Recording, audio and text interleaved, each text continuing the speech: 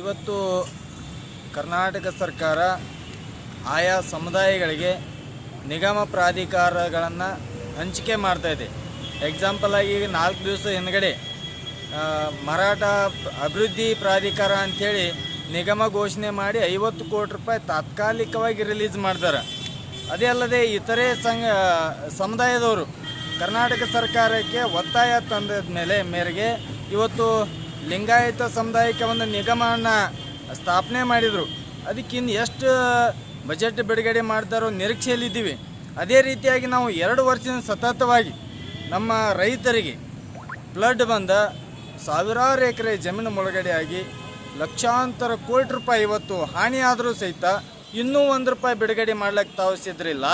ಒಂದು ಸಮುದಾಯದವರು ನಮಗೆ ಪ್ರತ್ಯೇಕ ನಿಗಮ ಕೊಡಿ, ಪ್ರತ್ಯೇಕ ಬಜೆಟನ್ನು ಕೊಡಿ ಅಂದ ತಕ್ಷಣ ತಾವು 50 ಕೋಟಿ 100 ಕೋಟಿ ಇವತ್ತು ಹಣ ಕೊಡ್ತಾ ಇದ್ದೀರಲ್ಲ. ಇವತ್ತು ರೈತ ಬೀದಿಗೆ ಬಂದು ಕುಂತಾನ, ಆ ರೈತನಿಗೆ ತಾವು ಅನುದಾನ ಕೊಡ್ಲಿಕ್ಕೆ ಇರಲ್ಲ.